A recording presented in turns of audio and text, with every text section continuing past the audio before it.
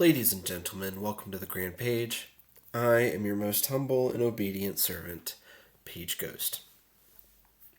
I finally finished through my viewing of all of the three main Transformers films: Transformers, Revenge of the Fallen, and today we're going to talk about Dark of the Moon. To get the recommendation out of the way like usual, I recommend Dark of the Moon over Revenge of the Fallen, personally.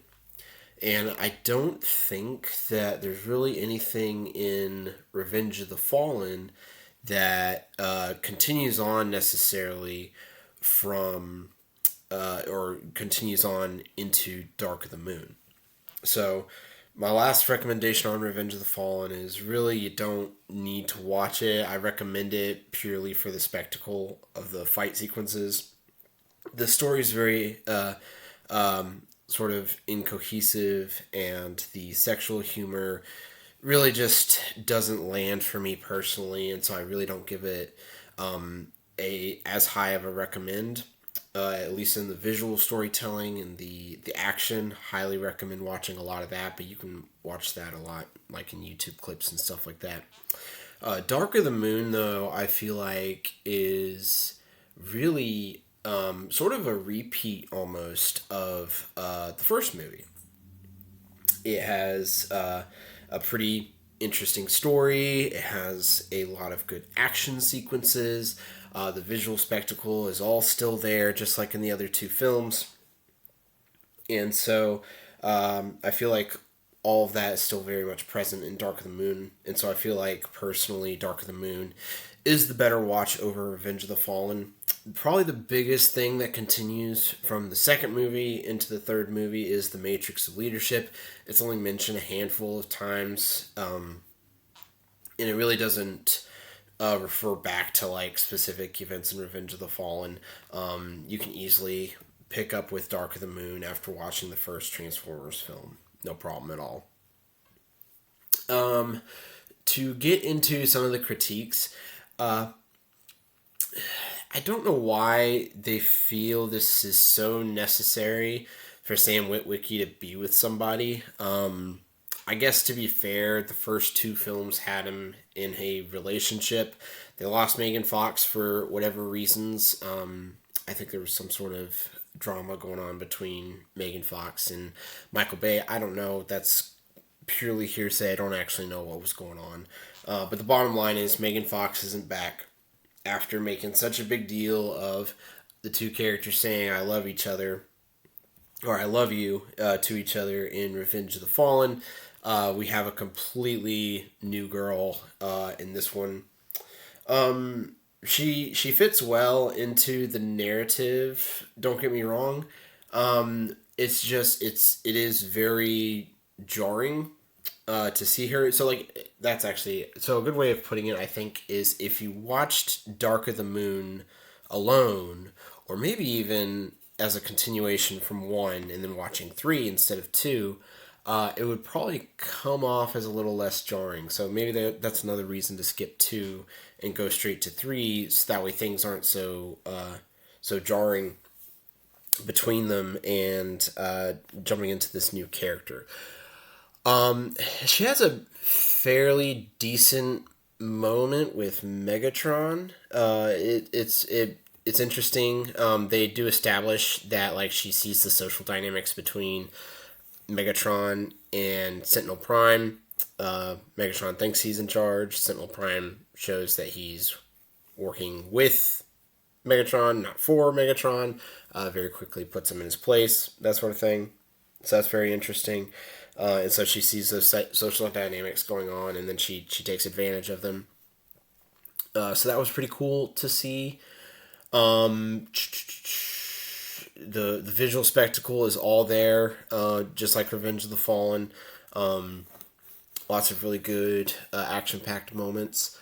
Something that's hitting me, and I think it's because I'm watching them so consecutively. So I'm releasing the videos like every Saturday, but for me, I watch these Transformers films basically back to back. I think I'm a little overloaded by the visual spectacle, so I do not recommend like binging these films like over a weekend or something. Give each film maybe some time to breathe, and that's not a critique on the films either. There is such a thing as being just overstimulated and watching too much, right, and how that affects your experience and that sort of thing. So I recommend just letting a movie breathe, watching it, let it breathe for a bit, then watch the sequel, that sort of thing. But yeah, it's so similar to the first film, just like Revenge of the Fallen, right? It had everything the first film had. Everything was turned up to 12. It's a similar situation here, and so I don't think I'm going to say necessarily anything new. I do like something that came to my mind while I was watching it. So for those of you that don't know, Sentinel Prime, who's supposedly an Autobot, gets revived by Optimus Prime and his Autobots, and he joins Earth. Turns out he's a bad guy, and he's actually working with Megatron, trying to enact the plan of bringing Cybertron to them through the space bridge. But there's this interesting moment where, before all of that, before he even reveals that he's a Decepticon, or that he's working with Decepticons, that Optimus Prime offers him, Sentinel Prime, the Matrix of Leadership. And Sentinel Prime turns it down. Now, I don't think outside of like reviving a Transformer, I don't think the Matrix of Leadership has many other functions to it. It's not like it gives Optimus Prime any kind of power boost or anything like that. Like, we even saw that in Revenge of the Fallen, where he was revived by the Matrix, but he was still in a weakened state, and that's why he needed Jetfire's parts to take on the Fallen. So I don't think it really gives any sort of power or anything like that. But I don't know. It's just something kind of stuck out in my head. I wonder if there was a part of Sentinel Prime that turned it down, not because he was gonna turn, or that he wasn't, or that he was gonna turn against Optimus, or that he was gonna use it against him or anything. But maybe secretly he was like kind of showing his respect for Optimus Prime, and it was a weird kind of apology, like, no, you keep it because I'm about to turn against you, even though I really don't want to.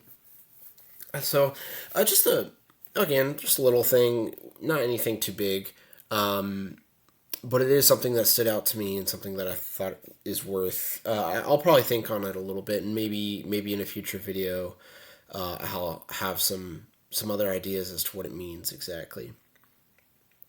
Getting into Sam Witwicky's character, so yeah, the first movie, that's a coming of age, the hero's journey, right, essentially. And then you have the second movie where he just wants to be a normal kid. He can't be a normal kid, can't be a normal person. He's bigger than that, sort of thing. And then you have the third movie where he accepts his sort of position as someone who has saved the Earth twice, works with the Autobots, all of that stuff, but he's struggling to even find a place in the world. So apparently he's tried, it's suggested maybe that he tried to get some kind of job or something at like Nest at the base with the Autobots, but for some reason they wouldn't take him because he was fresh out of college or whatever the case. Basically saying that your experience, your actions, what you did doesn't get you any place anywhere, sort of thing, and he's sort of resentful about that. Narratively, that makes sense, that he goes from he wants to be normal to recognizing that he's not normal, and sort of butting heads with that idea because the world's telling him that he is normal and that you have to earn your place and that sort of thing. Narratively, that makes sense, but for some reason, it really doesn't land here. The only thing I can think of that really comes to mind is that it's so he was so adamant about being a normal person in the second film, like just extreme, like I'm a normal person. I want to go to college. I'm a normal kid with normal problems, like that sort of thing. He was so adamant about it. It was such a strong position, a very dramatic, strong position. And then in this movie, you have the exact extreme opposite of I am special. I saved the world twice, and I can't get a job despite the fact that I've saved the world twice. I think it's just that wide gulf between the two positions, and if they had just brought them a little closer and not made them so dramatic, maybe it would have helped land with me a little bit better. This might be more of a personal thing on my end and less of an actual critique. You can let me know what you guys think down in the comments. Yeah, it kind of bothers me personally, but it doesn't break the movie per se, because they make it make sense, and it ends up being a pretty cohesive film and story and whatnot. And then Optimus Prime, again, more critiques about, or other people having critiques about his portrayal. I'm not going to touch on a lot of it. I do think I have an interesting perspective on a particular moment for Optimus Prime, though.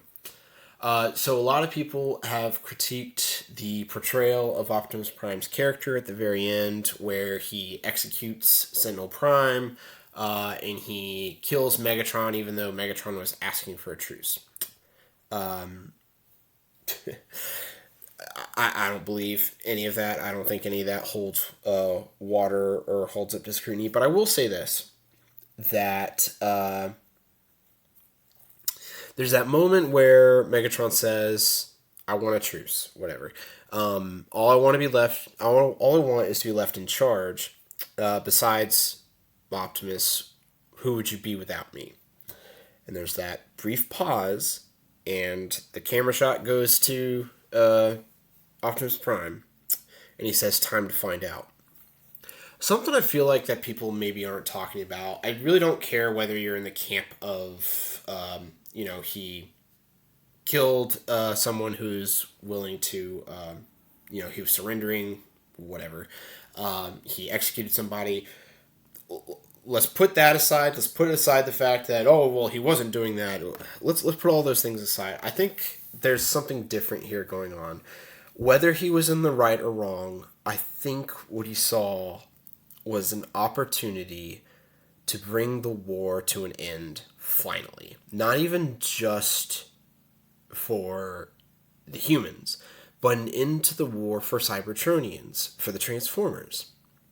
I think he saw, with the death of these two, the death of Megatron and the death of Sentinel Prime, maybe this can all end.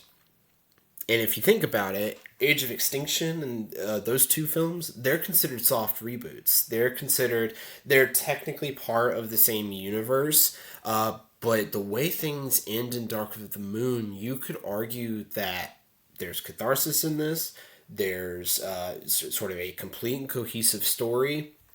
All three films have at least a core narrative in each of them that rounds out the trilogy, right? That there's not like a repeat of events per se. And so I feel like this particular moment, whether Optimus Prime was in the right or wrong, I personally think he was in the right. I think he had every right to take the lives of Megatron and Sentinel Prime. But even if he was wrong, I think he saw this chance of, if I take them out now, it can all finally end. He has been fighting this Cybertronian war for centuries. He has lost the history of his race with the Allspark. He's lost countless Autobots Revenge of the Fallen established that the Decepticons have decimated human beings and human civilization over and over and over again. And they did it again in Dark of the Moon. And so he sees this chance where it can all end, that human beings can live peacefully, and that maybe he even has a chance to live peacefully. I think that might even be a more important motivation and a more powerful motivation for why he did what he did. To an extent, I can see that perspective to an extent, very, very limited extent. I can see that perspective of he executed Sentinel Prime and he killed someone who wanted a truce. I don't think they hold up to scrutiny. I don't think they hold up to critical thinking, but fine, you can have that perspective.